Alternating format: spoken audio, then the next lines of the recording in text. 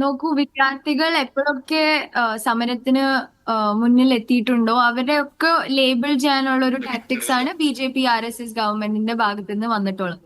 അതിപ്പോ JNU വിദ്യാർത്ഥികൾ സമരം നടത്തിയാൽ അവർ അർബൻ നക്സലായി, ഡഫ്ലി ഗാങ് ആയി. ഫാമേഴ്സ് പ്രൊട്ടസ്റ്റ് ചെയ്താൽ അവർ ഖാലിസ്ഥാനികളായി. CNRC സമയത്ത് ഗോ ബാക്ക് ടു പാകിസ്ഥാൻ എന്ന സ്ലോഗൻസ് ആണ് BJP RSSന്റെ ഭാഗത്തു നിന്നുണ്ടായിരുന്നത്. അപ്പൊ ഈ ലേബിളിങ്ങിന്റെ എതിരെ ഉള്ള ടാക്ടിക്സ് ആയിരുന്നു ജന്തർ മന്ദറിൽ നടത്തിയ സമരത്തിന്റെ ഒരു പ്രത്യേകത. ധർമ്മേന്ദ്ര പ്രധാൻ മീഡിയയിൽ വന്നിട്ട് ഈ വിദ്യാർത്ഥികളും യുവാക്കളും ടെററിസത്തിന്റെ ബി ടീമാണെന്ന് പറയുമ്പോൾ അതിനെ ഒറ്റക്കെട്ടായി നേരിടാനുള്ള സമര രീതികളാണ് ജന്തർ മന്ദറിൽ നടത്തിയത്. താങ്കൾ പറയുണ്ടായി ഐഡിയോളജിക്കലി ഡ്രിവൺ അല്ലാത്ത ഒരു സമരമായിരുന്നു ജന്തർ മന്ദറിൽ നടത്തിയതെന്ന്. CJPയുടെ ഒബ്വിയസ്ലി നമുക്ക് അവരുടെ ഐഡിയോളജിക്കൽ ബാക്കിംഗ് എന്താണെന്നോ അവരിനി മുന്നോട്ട് വെക്കാൻ പോകുന്ന ആവശ്യങ്ങൾ എന്താണെന്നോ പറ്റി നമുക്ക് പ്രെഡിക്റ്റ് ചെയ്യാൻ പറ്റാത്തൊരു അവസ്ഥയുണ്ട്. എന്നാൽ കൂടെ ജന്തർ മന്ദർ പ്രൊട്ടസ്റ്റ് സൈറ്റിൽ ഉണ്ടായിരുന്ന നിരവധിയായിട്ടുള്ള ഇടത് സംഘടനകളാണ് ഈ ഒരു പ്രൊട്ടസ്റ്റിന് ഐഡിയോളജിക്കൽ ക്ലാരിറ്റി കൊടുത്തത്. ഏതൊക്കെ സ്ലോഗൻസ് വേണം, എന്തിനൊക്കെ ഹൈലൈറ്റ് ചെയ്യണം, എങ്ങനത്തെ രീതിയിലുള്ള അറ്റാക്കിനെയാണ് നമ്മൾ ചേർത്ത് നിൽക്കേണ്ടത് എന്നുള്ള ക്ലാരിറ്റി ആ ഒരു പ്രൊട്ടസ്റ്റ് സൈറ്റിന് നൽകിയത് SFI പോലത്തെയുള്ള ഇടത് സംഘടനകളുടെ കറക്റ്റ് റൈറ്റ് ടൈമിലുള്ള ഒരു ഇന്റർവെൻഷൻ ആണ്. പല ആവർത്തി നമ്മൾ അറിയുമ്പോൾ പല ഗ്രൂപ്പുകളിൽ നിന്ന് ഈ ഒരു സമരത്തെ ഡൈവേർട്ട് ചെയ്യാനോ അല്ലെങ്കിൽ അതിന്റെ വഴി തിരിച്ചു വിടാനുള്ള ശ്രമങ്ങൾ നമ്മൾ കാണുന്നുണ്ട്. അതിനൊക്കെ നമ്മൾ നേരിടേണ്ട ഒരു experience, organisational experience, ideological clarity, political understanding, ഈ സംഭവങ്ങളൊക്കെ ആ ഒരു സമരത്തിന് കൊടുത്തത് ഇടത് സംഘടനകൾ. ചോദിക്കട്ടെ, ഇപ്പോ അങ്ങനെ ഒരു ഐഡിയോളജിക്കൽ ക്ലാരിറ്റി ഇല്ലാത്തൊരു പ്ലാറ്റ്ഫോമാണ് എന്നിട്ട് കൂടി ഇടത് സംഘടന ഉൾപ്പെടെയുള്ളവർ അതിന് ഗൈഡൻസ് കൊടുത്തു എന്നുള്ളത് ശരി. ഞാൻ ചോദിക്കുന്നത്, പൊതുവെ വിദ്യാർത്ഥി സമൂഹത്തിൽ ഈ മോദി സർക്കാർ പ്രൊപ്പഗേറ്റ് ചെയ്യുന്ന പോളറൈസേഷൻ, വർഗീയത, അത് തീരെ സ്വാധീനിക്കുന്നില്ല എന്ന് തോന്നുന്നുണ്ടോ?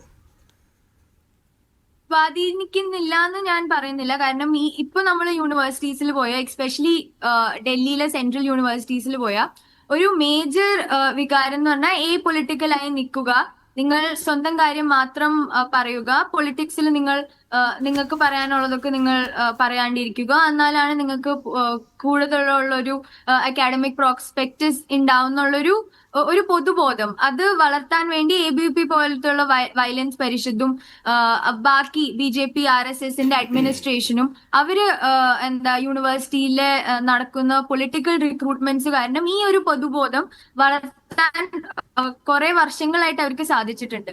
ഈ ഒരു സമരത്തിൽ ഉണ്ടായെന്ന് വെച്ചാൽ ഈ ഒരു പൊളിറ്റിക്കൽ ക്രൗഡിനെ റീപൊളിറ്റിസൈസ് ചെയ്യാനുള്ള ഒരു ടാക്ടിക്സും നമുക്കും കിട്ടി. ആ ഒരു റീപൊളിറ്റിസൈസേഷന്റെ ഭാഗമായിട്ട് തന്നെയാണ് ഇത്രയും അധികം വിദ്യാർത്ഥികൾ, ഒരു സംഘടനയിലും ഭാഗമാവാത്ത വിദ്യാർത്ഥികൾ സമരത്തിൽ വന്ന് നമ്മൾ മുന്നോട്ട് വയ്ക്കുന്ന സ്ലോഗൻസും നമ്മൾ മുന്നോട്ട് വയ്ക്കുന്ന ആശയങ്ങളിലും പിന്തുണയ്ക്കാനുള്ള കാരണമുണ്ടാക്കിയത് ഈ ഒരു സമരം കൂടിയിട്ടാണ്. ഇപ്പൊ ഞാൻ വരുന്നത് JNU പോലത്തെ യൂണിവേഴ്സിറ്റിയിൽ നിന്നാണ്.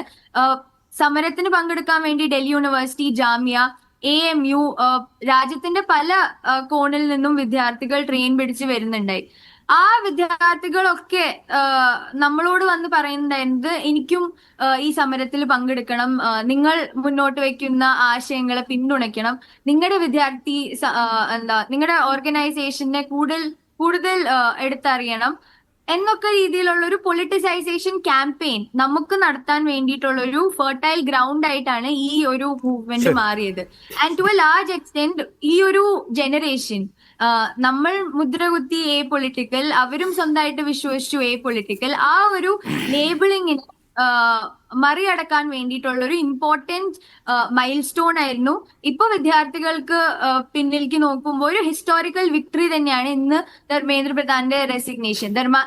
ധർമ്മേന്ദ്ര പ്രധാന്റെ റെസിഗ്നേഷൻ കാരണം ഈ ഒരു എഡ്യൂക്കേഷണൽ സെക്ടറിൽ വളരെയധികം ചേഞ്ചസ് ഉണ്ടാവും എന്നുള്ള വാദമല്ല SFI മുന്നോട്ട് വെക്കുന്നത്. എന്നാൽ കൂടി ഒരു ന്യൂ ഫാസിസ്റ്റ് സ്റ്റേറ്റിന്റെ കയ്യിൽ നിന്ന് അവരുടെ സ്പൈൻസിനെ ബെൻഡ് ചെയ്യാനുള്ള ഒരു കരുത്ത് വിദ്യാർത്ഥികളുടെ സമരത്തിലാണ് നേടിയത്. നിങ്ങൾ നേരത്തെ പറയണ്ടായി ഫാമേഴ്സ് പ്രൊട്ടസ്റ്റ് കഴിഞ്ഞിട്ട് ഇത് ആദ്യത്തെ ഒരു സമരമാണ്, വിജയിച്ച ഒരു സമരമാണ്. ആ വിജയിച്ച സമരത്തിന് പിന്തുണ കൊടുക്കാൻ വേണ്ടി പല അധികം വിദ്യാർത്ഥികളാണ്, യുവാക്കളാണ് മുന്നോട്ട് വന്നത്. ഇനി അവർ പിന്നിലേക്ക് നോക്കുമ്പോൾ അവര് എടുത്ത ഓരോ സ്റ്റെപ്പും അവരെങ്ങനെ ഈ സമരത്തിനെ നോക്കിക്കാണുന്നു, അവർ ഈ സമരത്തിനെ എങ്ങനെ നയിച്ചു, അതൊക്കെ ഒരു ഹിസ്റ്റോറിക്കൽ വിക്ടറി തന്നെയായിട്ടാണ് അവരുടെ മുമ്പിലും ഉണ്ടാവുക.